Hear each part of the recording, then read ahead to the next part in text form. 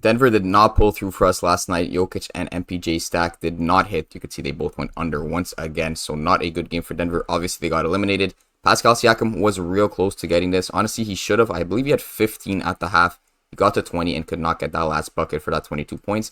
But like I said yesterday, the difference between 21.5 and 22.5 is crucial. If you would have got one more bucket, would have cashed at 21.5 and not that 22.5. And 2 people commented last night, are you worried about OG being back in the lineup? How's that going to affect Pascal Siakam? Well, this is all going to be priced into the lines, guys. That's why I use sportsbooks to kind of compare. It's not a secret that OG was back in the lineup. Everyone knows this. You guys know this, the sportsbooks know this, yet they still priced him at that 21.5 points or 22.5 on the other sportsbooks. Knowing that information does not automatically mean you should fade Siakam. Obviously, he did not cash last night, but this was a bit of a bad beat, and I wouldn't say he didn't cash because of OG. So this is all priced in, guys. When you think of these very, very surface level things, especially like lineups, that is all going to be priced in. You don't really have to worry about that stuff. I know it sounds crazy, guys, but I've shown time and time again that I know what I'm talking about because I am actually a profitable bettor over 26 weeks on a Discord. This is all tracked up over 665.5 units. So everything I'm saying is to help you guys learn off what I know. There's a reason that I'm limited on Prizepicks and I'm not even allowed to put $25 on a 2-man bet. Maximum amount for my lineup is $5. They don't do this to losing bettors. Losing bettors are allowed to put thousands of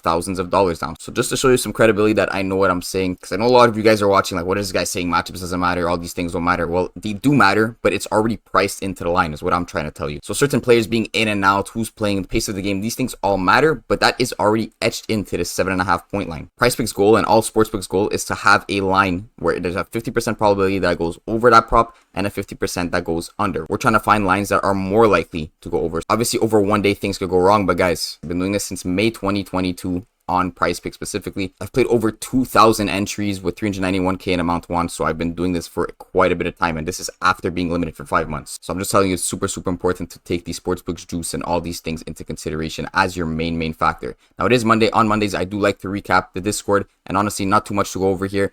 On Prizepicks, we went up 2.4 units. On Underdog, we went up 11 units. We are now up over 665 units over 26 weeks, so that's 6 months, basically half the year, and we're up 665 units. What does that mean? If you're betting $10 per slip, you'd be up 6.6k if you were in the Discord since day one. And we'll just show you down here on the specific days. You can see the first 4 days we actually went down 20 units, but we're waiting for that 25x, and we got it on Saturday. Friday we got 1 unit of profit. Sunday we got 2 units of profit, but on Saturday we did hit this 25x. As I showed in last night's video, but profit is profit, and it is all verifiable and tracked in the spreadsheet. So if you want to join the Discord, as always, first link in the description, and there's also a tutorial on how to get a free trial in the description too. So let's get into the picks now. I'm going to have a 4-power and a 6-man. The first slip is going to contain some Wnba and some esports, and we'll start it off with Courtney Vandersloot on her under 7.5 assists. Now, if you check her last 5, this is not why I'm taking her. You see red last 5. I'm sure a lot of people might be on this under. I'm taking the under because I will be stacking it. But I just want to say this does not matter, especially because of the fact that I'm pretty sure these 2 games here on May 7 and May 9 were preseason games. I think only these 3 games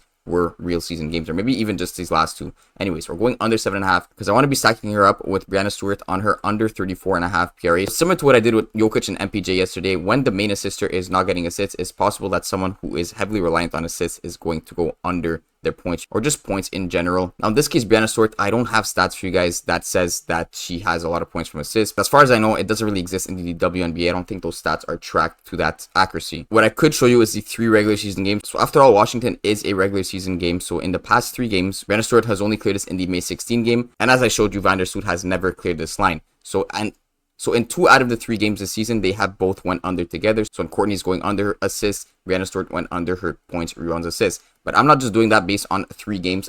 I actually have stats from last season, and the last season statistics, over 35 games, in 15 of those games, they both went under their assist prop. Now, that doesn't seem like a lot if you go and do 15 divided by 35, but I'm saying that 42.8% of the time, when you grabbed under, this has hit. That is a crazy statistic. Remember, you have to hit about 33% of your 2-mans to even break even. So the fact that we have a stack here on the specific direction, so under, that has hit 43% of the time last season, I think it's okay to take. And of course, it makes sense. It translates to what I just showed you with Jokic and MPJ. And you can see that one hit in the opposite direction, obviously on the less rather than the more. But it's the same exact concept in the Wnba. We're still talking about basketball here. And of course, things like pace are also going to affect this game. So if we go over Seattle Storm versus New York Liberty, let's see the pace ends up being lower than this 167 and ends up being like a 150 total game. That is also going to amplify the fact that both these girls are going to go under their props. Now, you could see also a minus 12.5 spread. But the thing is, in WNBA, there's not as much load management. There's not as much benching throughout the last quarters. So spreads don't matter as much in WNBA as NBA. because obviously when there is blowouts in NBA, you would see both the players get reduced minutes, but it's not exactly the case in the WNBA. They might only get a little bit less minutes, but it's not as big as a factor as NBA. Now, Courtney Vandersloot does not have juice towards the over or under here on DraftKings, so it's basically a 50-50 prop, but because we're stacking it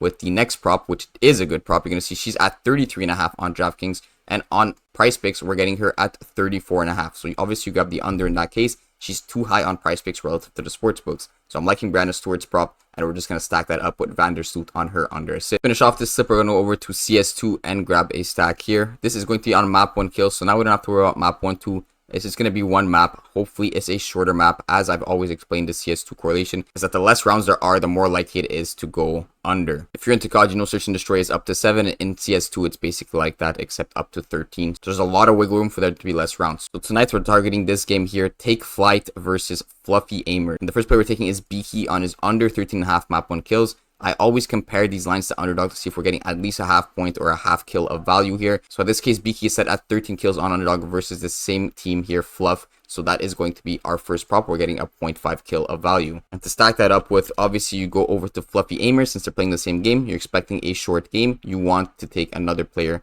from the other team. In this case, we're actually going to go to headshots prop because there's more value on the under 7.5 headshots for Jason. If I go and show you on underdog once again, he's set at 6.5 headshots on map 1 compared to 7.5 on Prizepicks. His kills prop is set at 13.5, and on Prizepicks he's set at 14.5, which you would rather an extra headshot than an extra kill. Why? Because there's more variation between getting an extra headshot versus an extra kill. Think of taking like Jokic rebounds at 13.5 versus 14.5 versus taking his assist prop at 9.5 versus 10.5. Obviously, you would rather the extra assist over the extra rebounds because it's harder for him to get that extra assist than to get that extra rebound. So similar concept in this case. It's harder to get that extra headshot than get that extra kill. So we want to be on his headshots instead, especially because there's a 1 kill discrepancy on both of them. So this is the first slip. I'm going to go build a 6 flex right away. So we're going to go over to MLB for this. It's going to be a full MLB slip. It's going to be a very similar concept on all of these plays, but we're going to be doing 3 stacks over 3 teams. The first team is going to be Boston. We're going to go under on Tyler O'Neill, and we're stacking this up with Abru on his under 1.5 hits, runs, RBI. So under on both these guys.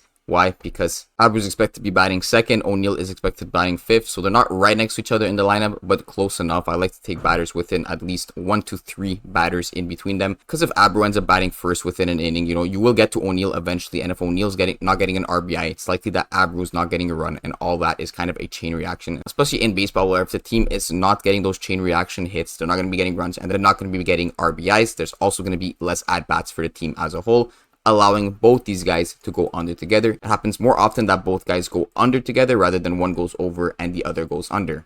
I'm targeting these specific guys because you'll see Tyler O'Neill does have juice towards the under at -125. So I know on this Boston team, he's one of those players that is more likely to go under his hits, runs, RBIs, at least of those guys that are actually on the Prizepicks board. Like Vaughn here, obviously does have more juice towards the under, but he's not on that Prizepicks board. So we have to settle for O'Neill. And then Abru also does have juice towards the under at -125. That's why we're grabbing under rather than over. Now over does work, but you don't want to go against the juice, so we're going with this specific duo. Now the next 2 stacks in this lineup is going to be a similar concept, but in this case, instead of going hits, runs, RBIs, we're just going to go under 1.5 total bases. So Penna is the first player, and the second player is going to be Altuve on his under 1.5 total bases. Very similar concept, except in this case, obviously runs and RBIs are not going to matter, but if Houston as a whole is not doing well, then it's less likely that these guys are going to get more bases because they might have 1 less at-bat than expected. Obviously, if Houston keeps hitting, both these guys might get 5 at-bats rather than 4, and we want basically the less at-bats possible. So obviously, if Penn is getting 1 less at-bat, then Altuve is also going to get 1 less at-bat, giving both of these guys the opportunity to stay under together. And once again, the juice matters most. We got Penna on the under 1.5 total bases at -130, favoring the under. And then we also got Altuve at -125, so a bit worse than Penna, because the higher the minus, the more likely it is to happen. But it is still a nice stack there. And while we're here, we'll go fill in the last 2 players. And that's going to be Correa on his under 1.5 total bases. And we're going to stack this up with Ryan Jeffers on his under 1.5 total bases. So let's say Minnesota does not do well tonight, Houston does not do well tonight, and Boston does not do well tonight, then it's more likely that we cash for this 25x. So instead of grabbing 6 completely random players, I'm just grabbing 3 separate teams.